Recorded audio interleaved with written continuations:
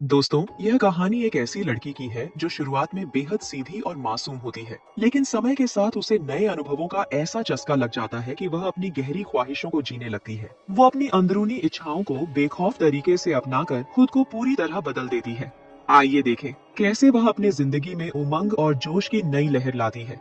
कहानी की शुरुआत में हमें एक स्कूल को दिखाया जाता है जहां एलिस पढ़ती है। जिस स्कूल में वो पढ़ती है उस स्कूल के नियम बहुत स्ट्रिक्ट होते हैं, जैसे कि अगर कोई लड़की छोटी स्कर्ट पहनकर आती है तो उसे पनिशमेंट दी जाती है। इसके बाद हम क्लास का सीन देखते हैं जहां फादर मर्फी सभी बच्चों को सेक्सुअलिटी का चैप्टर पढ़ा रहे थे। फादर मर्फी सभी बच्चों को बताते हैं कि किसी भी लड़के या लड़की को इंटीमेट तभी होना चाहिए जब उनकी शादी हो चुकी हो। अगर वह बिना शादी के एक दूसरे के करीब आते हैं तो ईश्वर की नजरों में यह पाप माना जाएगा। तभी क्लास का एक लड़का फादर मर्फी से पूछता है कि इंटीमेट होना गलत है तो क्या मास्टरबेशन करना भी गलत है। तो फादर उसको समझाते हैं कि मास्टरबेशन करके तुम बच्चे पैदा नहीं कर सकते, इसलिए यह भी पाप है, इसलिए ऐसा कुछ भी मत करना। क्लास खत्म होने के बाद एलिस अपनी फ्रेंड लोरा से मिलती है। लोरा एलिस से बोलती है कि मैं स्कूल के नियमों से तंग आ चुकी हूँ क्योंकि स्कूल वाले इंटीमेट होने को भी पाप समझते हैं। और लोरा एलिस से पूछती है कि क्या मास्टरबेट करना भी पाप है। तो एलिस कहती है इसमें कोई पाप नहीं है, यह तो हर इंसान करता है अपनी खुशी के लिए। इसके बाद एलिस अपने घर आ जाती है जहाँ घर पर वह अकेली थी, इसलिए वह अपने कंप्यूटर पर बैठकर चैटिंग करने लगती है। अचानक उसे एक अजनबी आदमी का मैसेज आता है जिसमें वह उसे एडल्ट फोटो भेजता है। पहले तो एलिस को शर्मिंदगी महसूस होती है, लेकिन फिर उसे उस फोटो को फिर से देखने की जिज्ञासा होती है और वह उसे देखती है। वह आदमी उसे मैसेज करता है और उसकी उम्र और लोकेशन के बारे में पूछता है, तो एलिस भी उसे अपनी जानकारी दे देती है। फिर वह आदमी एलिस से उसकी फोटो मांगता है और एलिस अपनी समझदारी दिखाते हुए अपनी बेस्ट फ्रेंड की फोटो भेज देती है। वह फोटो देखकर वह आदमी कहता है तुम कितनी खूबसूरत हो। इसके बाद दोनों के बीच रोमांटिक बातें होने लगती हैं, जिससे एलिस धीरे धीरे इंटीमेट होने लगती है और मजे करने लगती है। लेकिन तभी उसके मॉम डैड घर पर आ जाते हैं, इसलिए एलिस जल्दी से अपने कंप्यूटर को बंद कर देती है। अगले दिन एलिस अपनी दोस्त लोरा के साथ स्कूल में नजर आती है जहाँ वे आपस में बातें कर रही होती हैं। तभी उनकी एक कॉलेज फ्रेंड वेद उनके पास आती है और मजाक में एलिस से कहती है एलिस आजकल तुम तो बड़े कांड कर रही हो। लेकिन एलिस को उसकी बात का मतलब समझ नहीं आता। इस बीच लोरा वेद से पूछती है कि वह उनकी पार्टी में क्यों नहीं आई थी। वेद बताती है मैं स्कूल की तरफ से एक ट्रिप पर गई थी और उस ट्रिप ने मेरी जिंदगी पूरी तरह बदल दी। हालांकि वेद की ये बात लोरा और एलिस को पूरी तरह समझ नहीं आती। वेद के वहाँ से चले जाने के बाद एलिस एक चॉकलेट खाने लगती है, लेकिन उसका खाने का तरीका थोड़ा अजीब होता है। यह देखकर आसपास के लड़के हंसने लगते हैं। उनकी हंसी से परेशान होकर एलिस वहाँ से उठकर चली जाती है। एक दिन स्कूल की एक टीचर एलिस के पास आती है और उससे कहती है तुम अपनी बॉडी के साथ ऐसी हरकतें नहीं कर सकती क्योंकि यह गॉड की देन है। यह सुनकर एलिस को समझ आता है कि उसकी निजी बात पूरे स्कूल में फैल चुकी है और लोग उसके बारे में गलत सोच रहे हैं। शर्मिंदगी और पछतावे से भरी एलिस अपने गुनाहों की माफी मांगने के लिए फादर मर्फी के पास जाती है और अपने बारे में सब कुछ सच सच बता देती है। फादर मर्फी उसे समझाते हैं शादी से पहले इस तरह के विचार और काम गलत हैं। तुम्हें अपनी गलती का प्रायश्चित करना चाहिए, चर्च जाकर प्रे करो और अपने मन को शुद्ध करो। एलिस उनकी बात मानकर चर्च जाती है और ईश्वर से अपनी गलतियों की माफी मांगती है। वह फैसला करती है कि उसे अपने दिमाग को व्यर्थ की बातों से हटाकर शांति और अध्यात्म की ओर ले जाना होगा। इसलिए एलिस स्कूल ट्रिप पर जाने का निर्णय लेती है जहां वह अपने मन को शांत करने और गॉड के बारे में अधिक जानने की कोशिश करने की सोचती है। उसकी दोस्त लोरा भी इस ट्रिप का हिस्सा बनती है। हालांकि एलिस के मन में एक और योजना थी। गॉड के बारे में जानने की बजाय वह अपने स्कूल के एक लड़के के करीब जाने और उसे इम्प्रेस करने की कोशिश में थी। थोड़ी देर बाद सभी बच्चे उस जगह पहुंचते हैं जहां उनका कैंप था। कैंप से कुछ बच्चे बाहर आते हैं जो उनके ग्रुप के लीडर थे।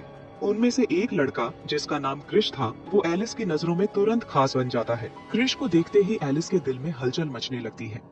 तभी वहाँ की इंचार्ज नैना सबको अंदर बुलाने के लिए आती है। नैना सभी बच्चों से उनके फोन जमा करने को कहती है क्योंकि इस ट्रिप पर फोन ले जाना मना था ताकि बच्चों का पूरा ध्यान ट्रिप रहे। हालांकि एलिस झूठ बोलकर कहती है कि उसके पास फोन नहीं है और अपना फोन छुपा लेती है। इसके बाद सभी बच्चों को हॉल में बिठाया जाता है जहां फादर मर्फी बच्चों को अलग अलग ग्रुप्स में बांटते हैं। एलिस को क्रिश के ग्रुप में शामिल किया जाता है जिससे वह मन ही मन खुश हो जाती है। फिर फादर मर्फी सभी बच्चों से कहते हैं कि तुम यहाँ आए हो यह ईश्वर ने पहले से प्लान कर रखा है और तुम 4 दिनों तक यहाँ रहकर अपनी जिंदगी के बारे में सीखोगे जो कि ईश्वर चाहते हैं। जिसके बाद फादर मर्फी सभी बच्चों को एक पेपर देते हैं जिस पर फीलिंग के बारे में लिखा था। फादर मर्फी कहते हैं कि तुम सभी को इस पर टिक करके बताना है जो तुमने यहाँ आने से पहले महसूस किया है। तो सभी बच्चे अपने अपने मूड के हिसाब से आंसर पर टिक कर देते हैं, लेकिन एलिस थोड़ी उलझन में टर्न ऑन आंसर पर टिक कर देती है, क्योंकि हाल ही में उसके मन में कुछ निजी इच्छाएं जागी थी। लेकिन जैसे ही उसे एहसास होता है कि उसका जवाब गलत समझा जा सकता है, वह घबरा जाती है। उसे डर लगने लगता है कि अगर यह बात सबके सामने आ गई तो उसका मजाक उड़ाया जाएगा। वह उस टिक को हटाने की कोशिश करती है, लेकिन इससे पहले ही फादर मर्फी सभी बच्चों से पेपर इकट्ठा कर लेते हैं। एलिस बेचैनी से सोचने लगती है कि आगे क्या होगा। इसके बाद नैना सभी के सामने आकर कहती है, पहले मुझे हमेशा ऐसा लगता था कि मेरे मम्मी पापा मुझसे प्यार नहीं करते, लेकिन यहाँ आने और इन दिनों को जीने के बाद मेरी सोच पूरी तरह बदल गई है। अब मुझे समझ में आया है कि मेरे मम्मी पापा मुझसे बहुत प्यार करते हैं। अगले सीन में रात को एलिस अपने नोकिया फोन पर सांप वाला गेम खेल रही होती है। गेम में आउट होने पर फोन वाइब्रेट करता है और एलिस को एक आइडिया आता है। वह मजाकिया मूड में फोन को अपनी टांगों के बीच रखती है, जिससे उसे थोड़ा अच्छा फील महसूस होता है। अगले दिन सभी बच्चे जंगल में घूमने के लिए जाते हैं। इस दौरान एलिस जानबूझकर खुद को हल्की चोट पहुंचा लेती है ताकि उनके ग्रुप का लीडर क्रिश उसकी मदद के लिए आए। एलिस की योजना सफल होती है। चोट लगने की वजह से जब वह चल नहीं पाती तो क्रिश उसे अपनी गोद में उठाकर उसके केबिन तक छोड़ देता है। केबिन में कुछ देर बाद नैना एलिस के पास आती है और उसकी चोट के बारे में पूछती है। नैना उसे जल्दी बाहर आने के लिए कहती है ताकि वे ग्रुप फोटो ले सकें। लेकिन तभी एलिस का फोन वाइब्रेट करता है, जिससे नैना को पता चल जाता है कि उसके पास फोन है। नैना एलिस को डांटते हुए कहती है, मैंने पहले ही दिन तुमसे फोन मांगा था, लेकिन तुमने मुझसे झूठ बोला। अब मुझे इस बारे में फादर से बात करनी होगी। इसके बाद सभी बच्चे ग्रुप फोटो खिंचवाते हैं। फोटो के बाद फादर मर्फी एलिस को बुलाकर डांटते हैं। वह कहते हैं, तुमने फिर से हमारे नियमों का उल्लंघन किया है। इसके लिए तुम्हें सजा के तौर पर पूरे केबिन की सफाई करनी होगी। एलिस मजबूरी में सफाई करने लगती है। सफाई करते हुए एलिस की नजर फादर मर्फी के कमरे में रखे कंप्यूटर पर पड़ती है। खुद को रोक न पाने की वजह से वह जल्दी से कंप्यूटर के पास जाती है और एक लड़के से ऑनलाइन चैटिंग करने लगती है। एलिस उससे इंटीमेट होने के बारे में पूछती है, लेकिन तभी उसे लगता है कि जैसे कोई आ रहा है। घबराकर वह तुरंत कंप्यूटर को बंद करके वहाँ से निकल जाती है, लेकिन गलती से कंप्यूटर को शट डाउन करना भूल जाती है। अगले दिन सभी बच्चे हॉल में बैठे होते हैं, क्योंकि उन्हें यहाँ आए 3 दिन पूरे हो चुके थे। तभी फादर मर्फी वहाँ आते हैं और गंभीरता से कहते हैं, जिसने भी मेरे कंप्यूटर का इस्तेमाल करके चैट की है वह अब भी आकर सच स्वीकार कर ले। सच बताने पर मैं सजा कम कर सकता हूँ, लेकिन कोई भी बच्चा आगे नहीं आता। फिर इसके बाद फादर मर्फी एक एक करके सभी बच्चों का इंटरव्यू लेना शुरू करते हैं। जब एलिस की बारी आती है तो फादर मर्फी उससे कहते हैं, तुम्हारे बारे में पूरे स्कूल में बातें हो रही हैं, हर कोई तुम्हारी चर्चा कर रहा है। एलिस शर्मिंदा होकर जवाब देती है, मैं एक सीधी लड़की हूँ, जो भी बातें आपने सुनी हैं वे केवल अफवाहें हैं। फादर मर्फी उसकी बात सुनते हैं और उसे जाने देते हैं। बाद में एलिस किचन में सफाई कर रही होती है। तभी उसकी क्लास का एक लड़का आता है और जानबूझकर कचरा नीचे गिरा देता है। एलिस गुस्से में कहती है, तुम्हारी वजह से ही मैं पूरे स्कूल में बदनाम हो रही हूँ। लड़का पलटकर जवाब देता है, तुम भी कोई कम नहीं हो, तुम्हारी वजह से ही मेरा ब्रेकअप हुआ है। तभी फादर मर्फी वहाँ आते हैं और उस लड़के को किचन से बाहर भेज देते हैं। एलिस फिर से सफाई करने में लग जाती है, लेकिन काम करते हुए उसकी नजर खिड़की से बाहर जाती है, जहाँ वह देखती है कि नैना और स्कूल का एक लड़का एक दूसरे के काफी करीब हो रहे हैं। यह देखकर एलिस के मन में कई भाव उठते हैं, लेकिन वह खुद को काम में व्यस्त रखने की कोशिश करती है ताकि उन विचारों से बच सके। सब कुछ हो जाने के बाद एलिस अपनी दोस्त लोरा के पास जाती है और उसे नैना की हरकतों के बारे में बताती है, लेकिन लोरा उसकी बातों पर यकीन नहीं करती और कहती है, तुम्हारे दिमाग में हर वक्त बस रोमांस चलता रहता है, इसलिए तुम्हें हर कोई तुम्हारे जैसा ही लगता है। तुम बहुत गलत सोचती हो एलिस, आज के बाद मुझसे बात करने की कोशिश मत करना। लोरा की बातों से एलिस को बहुत बुरा लगता है और वह चुपचाप वहाँ से चली जाती है। अगले दिन सफाई करते हुए एलिस को उसी लड़के का ब्रेसलेट मिलता है जिसने स्कूल में उसकी अफवाहें फैलाई थी।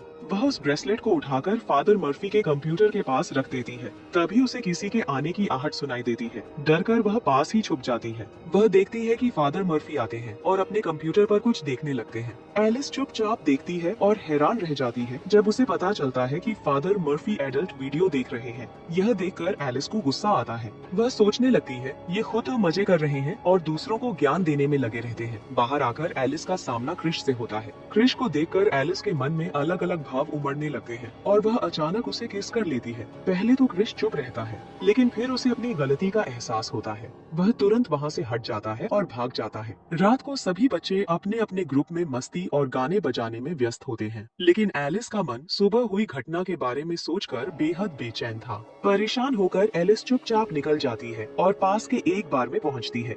बार में उसकी मुलाकात जीना नाम की एक लेडी से होती है। जीना एलिस को परेशान देखकर उससे बात करने लगती है। एलिस अपनी समस्या बताते हुए कहती है, लोग जैसे अंदर से होते हैं वैसे बाहर से बिल्कुल नहीं दिखते। मैं जिस स्कूल में पढ़ती हूँ वहाँ छोटी छोटी गलतियों पर बड़ी सजा दी जाती है। जीना कहती है, मैं तुम्हारी परेशानी समझ सकती हूँ। मैं भी जब तुम्हारी उम्र की थी तब कैथोलिक स्कूल में पढ़ती थी, इसलिए मुझे पता है कि तुम्हें कैसा फील हो रहा होगा। थोड़ी देर बात करने के बाद जीना एलिस को कैंप के बाहर छोड़ने जाती है। जाते जाते वह एलिस को सलाह देती है, तुम्हें अपने स्कूल को बदलने के बारे में सोचना चाहिए, जहां तुम अपनी जिंदगी को अपनी शर्तों पर जी सको और अपने मन की कर सको। अगली सुबह सभी बच्चे हॉल में बैठे होते हैं। तभी फादर मर्फी आते हैं और उस लड़के को अपने साथ ले जाते हैं जिसने एलिस के बारे में अफवाहें फैलाई थी। वहीं लॉरा एलिस के पास आकर उससे माफी मांगती है। वह कहती है, मुझे बहुत शर्मिंदगी हो रही है कि मैंने तुम्हें गलत समझा। मुझे लगा कि तुमने कुछ गलत किया है, लेकिन असल में सारे कांड उस लड़के ने किए थे। कैंप का आखिरी दिन होने के कारण सभी छात्र अपनी अपनी बातों को साझा कर रहे थे। तभी वो लड़का आकर अपने किए हुए कांड के बारे में सभी के सामने एलिस को सॉरी बोलता है। फिर एलिस भी साहस दिखाते हुए कहती है, यहाँ हर कोई अपनी सच्चाई को छुपा रहा है। हम सबने अपने चेहरे पर एक नकली मुखौटा पहन रखा है जो वह दिखाना नहीं चाहता। कैंप समाप्त होने के बाद एलिस अपने घर लौटती है और वह नए स्कूल में एडमिशन लेने की तैयारी करती है। अगले दिन जब वह नए स्कूल में जाती है तो उसकी मुलाकात क्रिश से होती है। क्रिश उससे उस दिन हुए कांड के लिए माफी मांगता है। एलिस और क्रिश दोनों अच्छे दोस्त बन जाते हैं। कुछ दिनों बाद एलिस चर्च में फादर मर्फी के पास कन्फेशन के लिए जाती है। एलिस अपने कन्फेशन के दौरान फादर मर्फी से कहती है, जब मैं टूर पर गई थी तब मैंने वहाँ एक व्यक्ति को एडल्ट वीडियो देखते हुए देखा। मुझे यकीन है कि वह आप थे। फादर मर्फी तुरंत इस बात से इनकार करते हुए कहते हैं, तुम्हें किसी को ऐसी स्थिति में देखना गलत है, यह भी एक पाप है। तुम्हें चर्च जाकर प्रार्थना करनी चाहिए। एलिस उनकी बात सुनकर चुपचाप वहाँ से चली जाती है। वह घर लौटकर अपने कंप्यूटर पर एडल्ट वीडियो चलाकर खुद को इंटीमेट करने लगती है और इसी के साथ ये मूवी यहीं पर खत्म हो जाती है। दोस्तों, ये कहानी आपको अच्छी लगी हो तो हमारे चैनल को सब्सक्राइब कर ले। मिलते हैं अगली वीडियो।